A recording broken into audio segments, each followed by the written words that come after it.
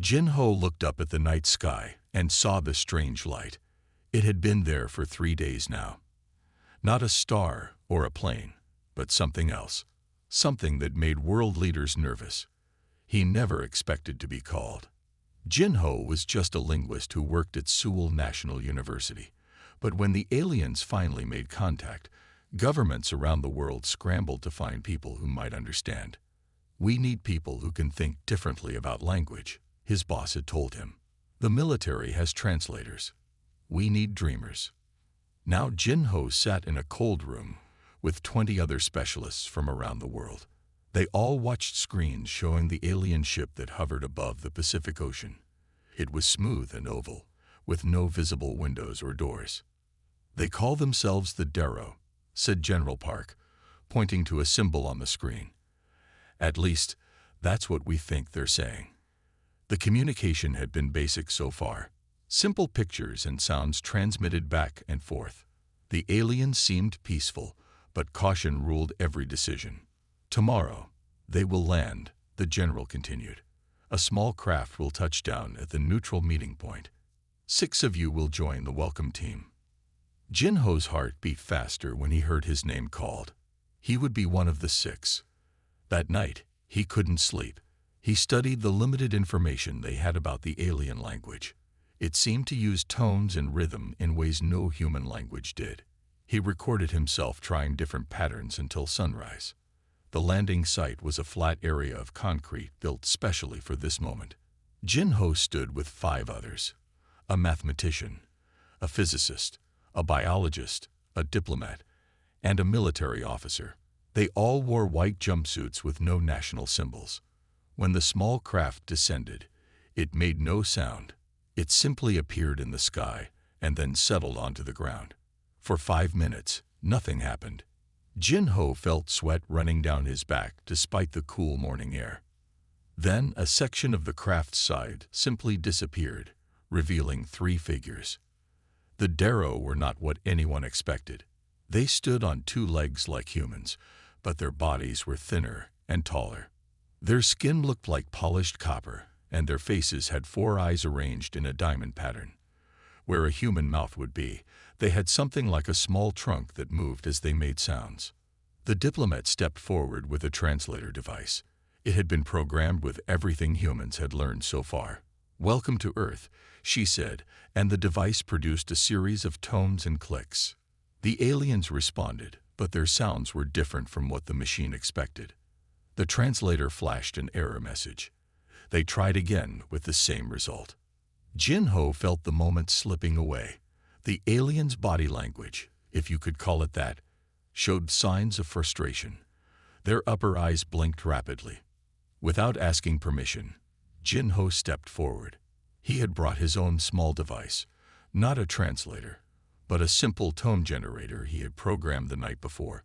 He played a sequence he had created based on his studies, then pointed to himself. "Jin-Ho," he said clearly.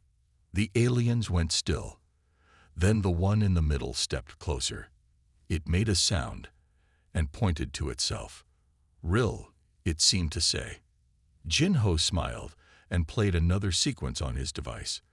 This one represented Earth, based on what he guessed might be their mathematical understanding of tones. He then pointed down at the ground. The alien named Ril made a sound that might have been excitement. It turned to its companions and made rapid sounds. Then it took out an object from somewhere in its clothing. The object projected a hologram of stars. A map. Ril pointed to one star, then to itself. Then it pointed to another star, clearly our sun, and then to Jin-Ho. "Yes," Jin-Ho said, nodding. "You come from there. We are here." For the next hour, Jin-Ho and Ril built a rudimentary communication system using tones, gestures, and drawings. The official translator device sat unused as Jin-Ho's simple approach created a bridge between worlds. Later, when they returned to the base, General Park was both impressed and frustrated. "You broke protocol," he said to Jin-Ho, "but you also made more progress in an hour than our computers did in days." That night, Jin-Ho was moved to a new team. One focused entirely on developing his method into a working language system. The Daro, it seemed, understood music and mathematics in ways that aligned with their speech. They didn't form words like humans did, but rather concepts expressed through patterns. "They're surprised by us," Jin Ho told his new team. "I could see it in their reactions. They didn't expect us to adapt so quickly." A week later, when the first official meeting between human leaders and Daro representatives took place, Jin Ho sat next to Ril. They had developed a system where Jin Ho could translate the general meaning of what was said on both sides. The Daro have visited 12 other worlds with intelligent life. Jin Ho translated as Ril spoke, but none have learned to communicate with them as quickly as humans have. The human delegates looked pleased, but Jin Ho sensed something more in Ril's tone patterns, something like worry or concern. When he asked about it privately, Ril showed him another star map. This one showed many more stars and systems. Others out there, Jin Ho understood from Ril's explanation. Not all are friendly. That night, looking up at the stars again, Jin Ho realized that Earth's first contact was just the beginning. The universe was more crowded than humans had imagined, and the Daro had come with a purpose that went beyond simple greeting. They needed something from Earth, and Jin Ho would soon learn what that was. 3 weeks after first contact, Hei Yun stood before the Council of Six. She had never imagined herself in this position. Before the aliens came, she had been a tactical advisor for the Korean military. Now she represented all of Earth. The chamber was inside the main Daro ship, which now rested on the ocean floor near Hawaii. The room was circular with walls that seemed to shift colors with the mood of the conversation.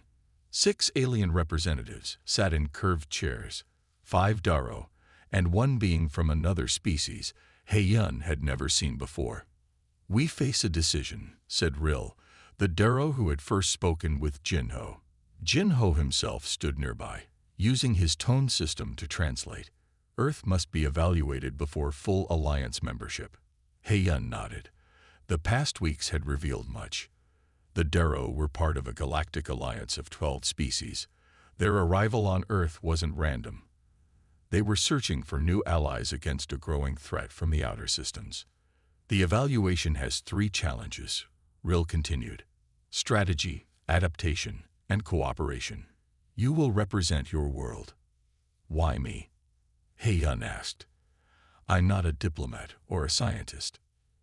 "Your mind patterns interest us," answered Ril. "You think in ways different from others we interviewed." Hei Yun wasn't sure if that was a compliment. She had been chosen after the aliens scanned hundreds of humans. Something in her brain activity had caught their attention.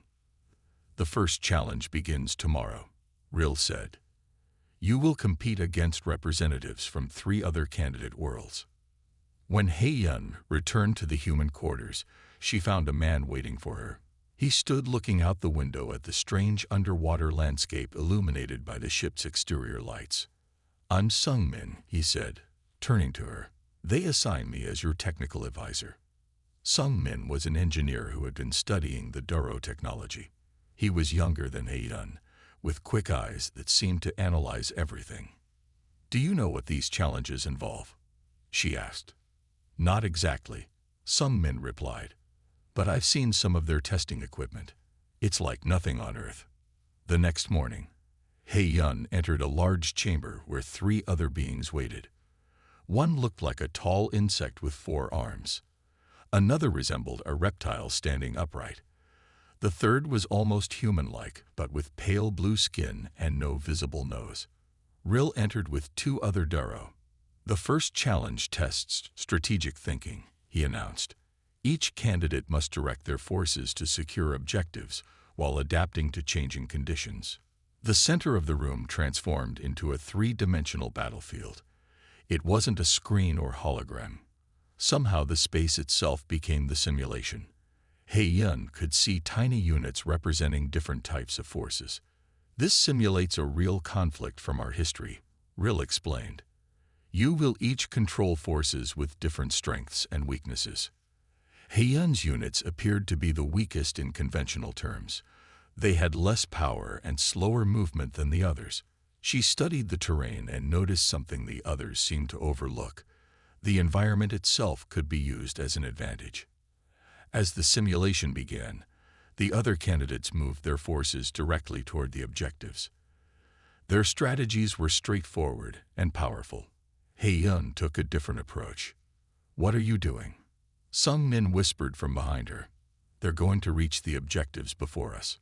"Watch," Hei-yun said. Instead of heading directly to the targets, she positioned her units near environmental features, a mountain range, a narrow valley, and a river system. When the other forces approached the objectives, Hei-yun triggered her trap.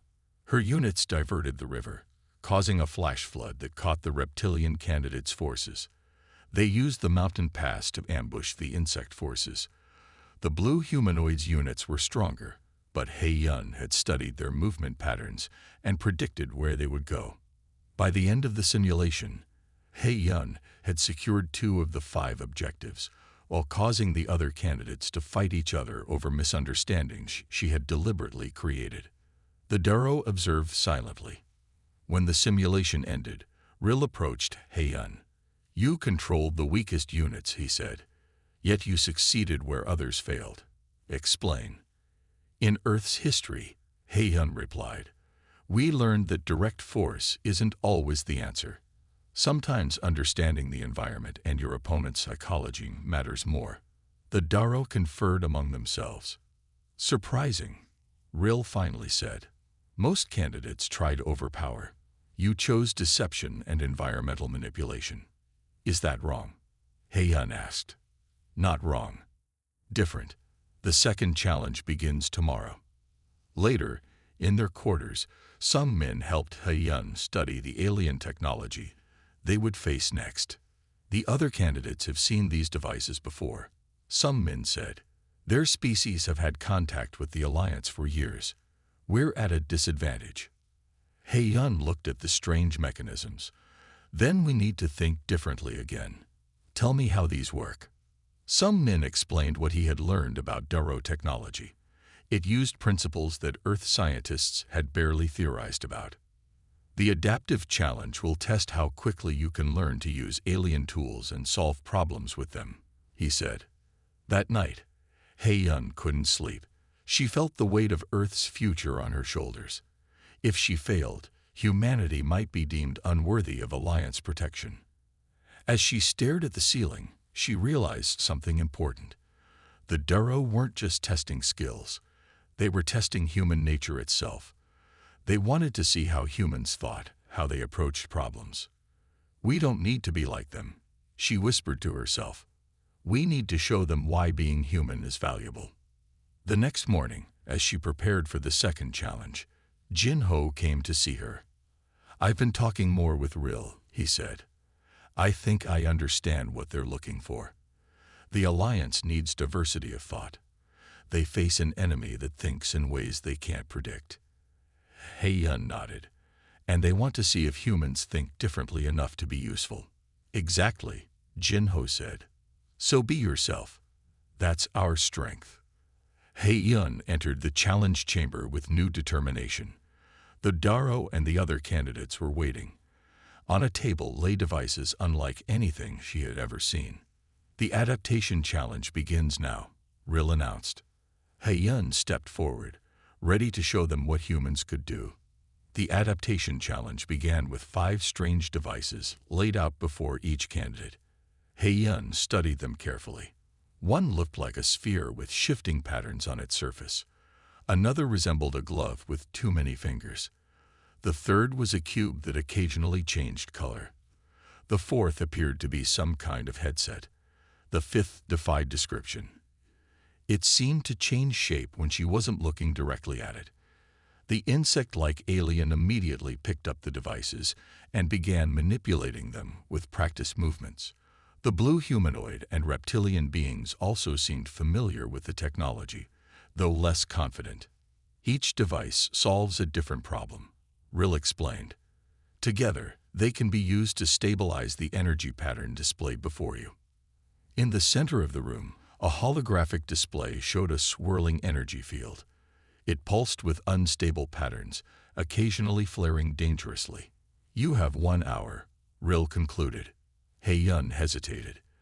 The other candidates were already working, connecting devices, and making adjustments. She glanced at Sung-min, who stood in the observation area. He gave her an encouraging nod. She picked up the sphere first, turning it slowly in her hands. Unlike the other candidates, who immediately tried to make the devices work, Hei-yun took time to understand them. She noticed how the patterns on the sphere changed when she moved her fingers across it. "It responds to touch patterns," she muttered to herself. After examining each device, Hei-yun realized something the others hadn't. The devices weren't meant to be used by one person alone.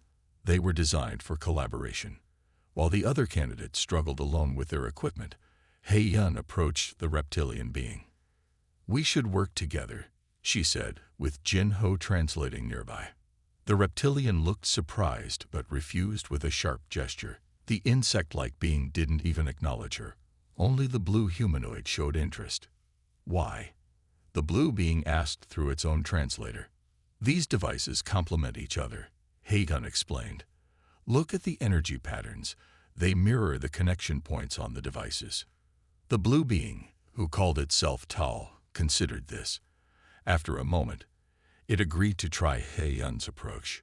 Together, they made more progress in 10 minutes than either had made alone. Hei-yun's understanding of patterns combined with Tal's technical knowledge created an effective team. They figured out that the headset didn't just receive information, it transmitted the wearer's thoughts to the other devices. This isn't just technology, Hei-yun realized. It's technology designed to respond to different types of minds working together. The insect being noticed their progress and reluctantly joined them. Only the reptilian continued to work alone, growing increasingly frustrated. With 30 minutes left, the three working together had stabilized half of the energy pattern. Hei-yun suggested they invite the reptilian once more. "We need 4 different minds," she explained. "The pattern has 4 distinct components." This time, seeing their progress, the reptilian joined them. Each candidate now wore one device and operated another with their hands.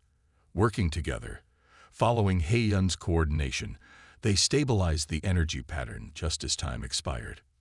Rill and the other Daro observed silently. When the challenge ended, they conferred among themselves. "Interesting," Rill finally said. "3 of you have seen similar technology before, yet you could not solve the problem alone. The human, who has never seen our technology, identified its true purpose. The devices were designed for cooperation," Hei-yun explained.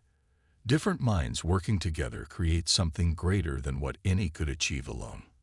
Rill nodded. "This is the principle of our alliance. No single species can overcome the challenges that face us. Only together do we have a chance." After the challenge, Sung-min joined Hei-yun in the human quarters. His eyes were bright with excitement. "That was brilliant," he said. "You didn't try to master the technology. You mastered its purpose." Hei-yun smiled. "I couldn't have done it without understanding the technical aspects you explained to me last night. The way their technology integrates with consciousness, it's not something we would develop on Earth. Not yet, anyway," Sung-min said. "But we could. That's what I've been studying." He showed her his notes and diagrams about Doro technology. While others had focused on what the technology did, Sung-min had been trying to understand how it worked. "Their devices respond to emotional states as much as to logical commands," he explained. "It's like they built empathy into their machines." Hei-yun saw the connections immediately. "That's why the headset worked better when I felt connected to the others. It wasn't just reading my thoughts, it was reading my feelings about the team." That night, Rill came to speak with them. The alien seemed more open now, less formal. "Your approach surprised us," Rill admitted. "Most new species try to prove their individual worth. You immediately sought cooperation." "It seemed obvious," Hei-yun said. "The problem was too complex for one mind to solve." "Not obvious to others," Rill replied. "The final challenge tomorrow will test this quality further." After Rill left, He-Yun and some men walked through the ship's observation deck. Through the transparent walls, they could see the ocean life swimming past, curious about the alien vessel. "What do you think the final challenge will be?" some men asked. "Something unexpected," He-Yun said. "They're not just testing our abilities. They're testing our adaptability, our creativity, our humanity," some men added. He-Yun nodded. "I think that's what they're really interested in. Not our technology or our resources, but our way of thinking."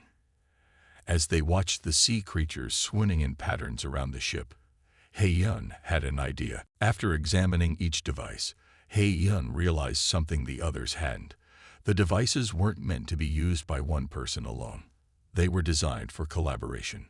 While the other candidates struggled alone with their equipment, He-Yun approached the reptilian being. "We should work together," she said, with Jin-Ho translating nearby. The reptilian looked surprised but refused with a sharp gesture. The insect-like being didn't even acknowledge her. Only the blue humanoid showed interest. "Why?" the blue being asked through its own translator. "These devices complement each other," He-Yun explained. "Look at the energy patterns. They mirror the connection points on the devices." The blue being, who called itself Tal, considered this. After a moment, it agreed to try He-Yun's approach. Together, they made more progress in 10 minutes than either had made alone. He-Yun's understanding of patterns combined with Tal's technical knowledge created an effective team. They figured out that the headset didn't just receive information, it transmitted the wearer's thoughts to the other devices. This isn't just technology, He-Yun realized. It's technology designed to respond to different types of minds working together. The insect being noticed their progress and reluctantly joined them. Only the reptilian continued to work alone, growing increasingly frustrated.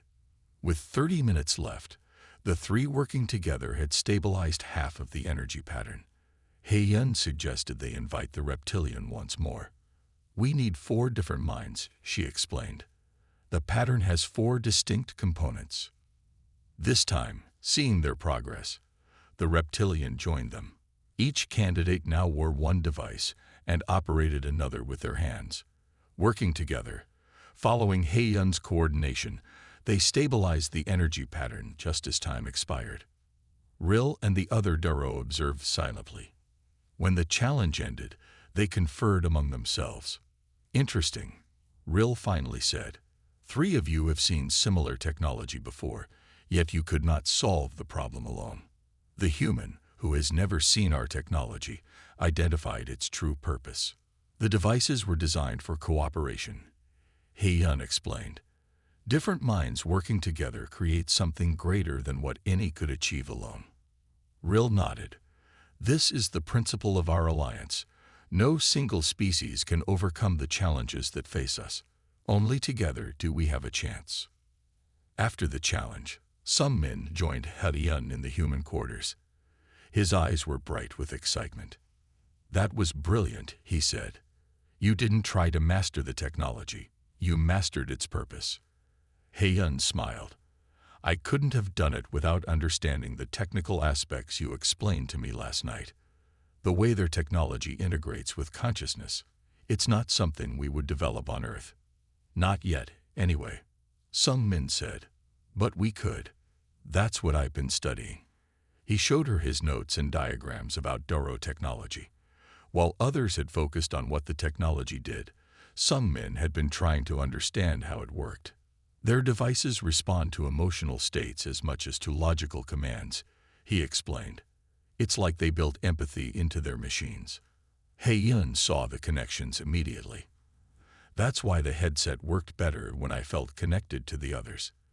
It wasn't just reading my thoughts, it was reading my feelings about the team." That night, Rill came to speak with them. The alien seemed more open now, less formal. "Your approach surprised us," Rill admitted. "Most new species try to prove their individual worth.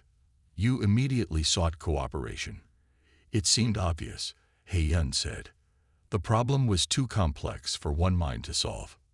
"Not obvious to others," Rill replied. "The final challenge tomorrow will test this quality further." After Ril left, He-yun and some men walked through the ship's observation deck. Through the transparent walls, they could see the ocean life swimming past, curious about the alien vessel. "What do you think the final challenge will be?" some men asked. "Something unexpected," He-yun said. "They're not just testing our abilities. They're testing our adaptability, our creativity, our humanity," some men added. He-yun nodded. "I think that's what they're really interested in. Not our technology or our resources, but our way of thinking." As they watched the sea creatures swimming in patterns around the ship, He-yun had an idea. "Can you access the ship's information systems?" she asked. Sung-nin nodded. "Some parts of it. They've given us limited access. Show me everything you can find about the threat they're facing, the reason they need new allies." For hours, they pored over the information available. Most was vague, describing an expanding force from the outer systems that had already destroyed 2 civilizations allied with the Duro. "They don't think like us," He-yun murmured, reading the reports. "They don't think like any alliance species. That's why they need humans," some men realized. "We're unpredictable to them." He-yun smiled. "Exactly. And tomorrow, we'll show them just how unpredictable we can be." As they prepared for sleep, a message arrived from Ril. "The final challenge begins at dawn. It will not be what you expect." He-yun wasn't worried anymore. Being unexpected was humanity's specialty. The final challenge never came. Instead, alarms blared throughout the ship, waking He-yun from a restless sleep. Red lights pulsed along the corridors as she rushed to the command center, where she had been told to report in case of emergency. Some men met her halfway. "Something's happening," he said, his voice tight with worry. "The Daro are in full defensive mode." When they reached the command center, they found chaos. Daro officers moved quickly between stations while holographic displays showed multiple objects approaching Earth's orbit. Ril spotted them and hurried over. "The tests are suspended," the alien said, its voice pattern reflecting urgency that even He-yun could recognize. "We face a real crisis now." "What's happening?" He-yun asked. "The Vex have found us," Ril replied. "The enemy we spoke of. They must have followed our ship to your world." Jin-ho appeared with another human, a military strategist named Do-hyun, who had been working with the defense teams. Do-hyun's expression was grim as he studied the tactical displays. 3 Vex ships, Do-hyun explained to He-yun. "Larger than the Daro vessel. They're positioning themselves in high orbit." "Is this an invasion?" He-yun asked. Ril made a gesture that Jin-ho had learned meant uncertainty. "The Vex do not invade in the way you might think. They transform. They change worlds to suit themselves, regardless of existing life." The main display showed 3 dark ships, angular and threatening compared to the smooth curves of Daro design. They had taken position in a triangle formation above Earth. "They will begin by disrupting communication systems," Ril continued. "Then they will send probes to analyze your biosphere. Within days, they will begin atmospheric modification." Do-hyun stepped forward. "I've been studying your records of previous Vex encounters," he said. "Their strategy has a pattern." The Daro commander turned to Do-hyun with surprise. "Pattern? The Vex are chaos. That is why they are so difficult to predict." "No system is completely without pattern," Do-hyun insisted. "May I?" He gestured to the control panel. After a moment's hesitation, the commander granted him access. Do-hyun brought up records of previous Vex attacks on Alliance worlds. "Look here," he said, pointing to data streams. "And here, and here. They always position their ships in the same formation relative to the planet's magnetic field. They always begin with the same sequence of atmospheric testing." The Daro commander studied the information. "We never noticed this consistency.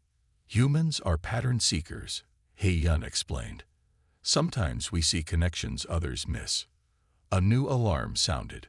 One of the Daro officers reported, "Energy buildup in the lead Vex vessel. They are preparing to fire. Our shields cannot withstand a concentrated attack from all three ships, the commander said. We must retreat and call for alliance reinforcements. That would leave Earth defenseless, Sung Min protested. Hei Yun looked at Du Hyun, seeing the concentration in his eyes. You have an idea, she said. Du Hyun nodded. Based on the pattern, I think the Vex ships communicate in sequence, not simultaneously. They're powerful individually, but they coordinate in a specific order. He pointed to the tactical display. If we can disrupt the lead ship at the exact moment it transmits instructions to the others, we might create confusion in their attack sequence. The Duro commander seemed skeptical. How would we time such an attack? And with what weapons? Our ship is not designed for offensive operations. Sung Min stepped forward. What about the adaptation devices from yesterday's challenge? They manipulate energy patterns. Could they be modified to create a targeted disruption pulse? The commander turned to a Duro scientist who had been observing the tests. After a brief discussion in their own language, the scientist nodded. Theoretically possible, the scientist said, but it would require precise targeting and timing. I can calculate that, Du Hyun said confidently, based on their previous attack patterns. Hei Yun felt the weight of the moment. Earth's first contact with alien life was now becoming Earth's first interstellar conflict. She looked at the three humans in the room, Jin Ho the linguist, Sung Min the engineer, and Du Hyun the strategist. Each brought different skills, different ways of thinking. Let us help, she said to the Duro commander. This is our world too. After a tense discussion among the Duro leadership, the commander agreed. We have limited time. The Vex will complete positioning within 2 hours. They worked frantically. Sung Min and the Duro scientists modified the adaptation devices to produce a focused energy pulse. Du Hyun analyzed Vex attack patterns to predict the exact moment of vulnerability. Jin Ho helped coordinate between teams, his translation skills proving vital as technical terms flew back and forth. Hei Yun moved between groups, seeing connections others missed. She noticed how Sung Min's modifications aligned with Du Hyun's timing calculations in ways neither had recognized. We need to synchronize these systems, she said, bringing the teams together. The pulse needs to match the exact frequency Du Hyun has identified. As they worked, the Vex ships completed their formation. The lead ship began powering its main weapon, a beam that could penetrate deep into Earth's atmosphere. Energy levels rising, a Duro officer reported. Estimated firing time in 3 minutes. The modified device was ready, but untested. It consisted of the 5 adaptation challenge components linked to the ship's main power system. Sung Min's hands moved quickly over the connections, making final adjustments. 2 minutes, the officer counted down. Du Hyun positioned himself at the targeting controls. I need to time this perfectly, he said. They'll begin their command sequence 5 seconds before firing. 1 minute. Hei Yun stood beside the Duro commander, watching the holographic display of the 3 Vex ships. Earth hung below them, beautiful and vulnerable. 30 seconds. Jin Ho joined them. Whatever happens, he said quietly, humans and Duro worked together. That means something. 10 seconds. Sung Min gave a thumbs up. The device was ready. 5 seconds. Du Hyun's fingers hovered over the controls. Command sequence initiating. Now. He activated the device. A pulse of energy, invisible but powerful, shot from the Duro ship directly at the lead Vex vessel. For a terrible moment, nothing seemed to happen. Then, the lead Vex ship's energy buildup faltered, its weapon power down. The other 2 ships began moving erratically, as if confused by contradictory instructions. It worked. Sung Min shouted. The Duro commander immediately ordered, target their propulsion systems while they're disoriented. The Duro ship moved swiftly, firing precise shots at each Vex vessel's engines. Without coordination, the Vex couldn't respond effectively.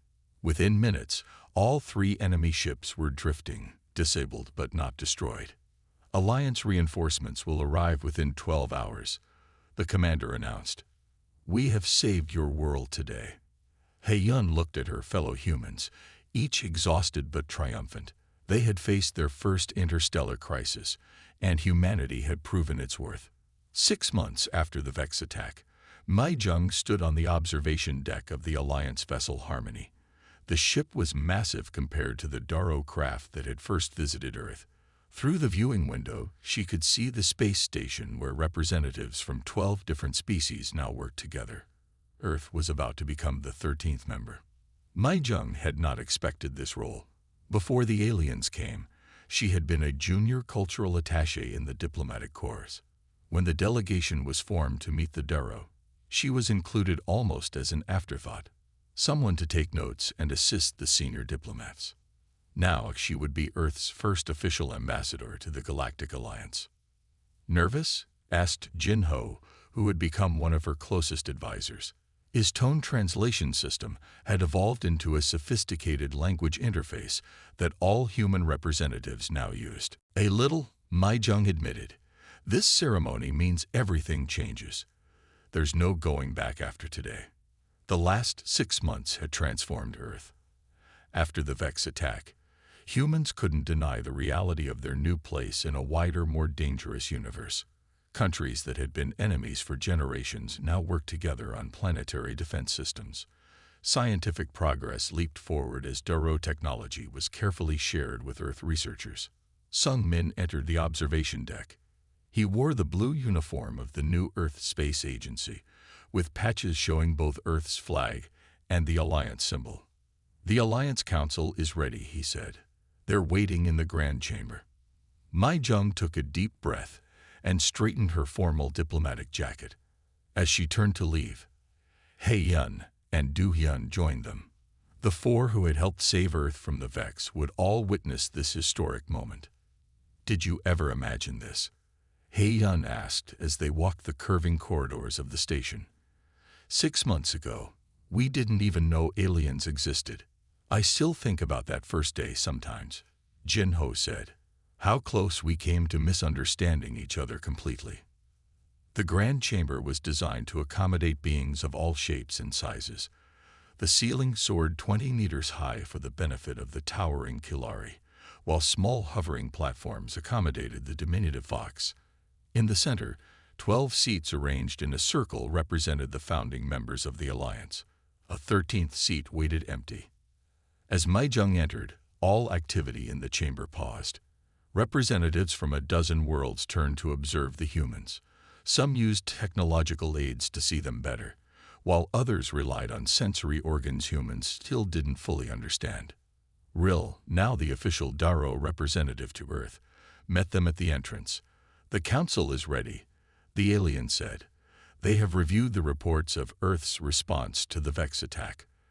They have studied your history, your cultures, your conflicts and achievements. Mi-Jung nodded. The Alliance had spent months evaluating Earth, learning everything they could about human civilization, the good and the bad. Are they concerned about our divisions? Mi-Jung asked. Our history of war. No, Rill answered. All species have such histories. What matters is your capacity to overcome them. The Alliance overseer, a being of a species called the Eldar, rose from the central position. Its voice was translated simultaneously into all Alliance languages, including Earth's major tongues. Representatives of Earth, the overseer began, you stand at a threshold. For thousands of years, your people have looked to the stars and wondered if you were alone. Today, you take your place among the stellar community. Mi-Jung stepped forward as rehearsed. We come with open minds and hopeful hearts, she said, reciting the carefully crafted words that Earth's nations had agreed upon. Before we complete this ceremony, the overseer continued, I must ask, why does Earth wish to join the Alliance? What do you believe you can contribute? This wasn't part of the rehearsed ceremony. Mi-Jung glanced back at her companions, seeing their surprise. She would need to answer from her heart. We are young, she said after a moment. Compared to most of you, we are children. We have much to learn. But perhaps that is our greatest strength. She stepped closer to the center of the chamber.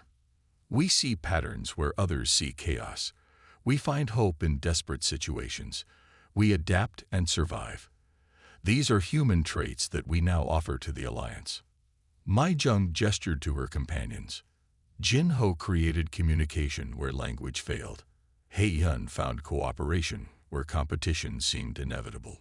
Sung Min understood alien technology through human intuition. Du Hyun recognized patterns in enemy behavior that had gone unnoticed for years. She faced the Overseer directly.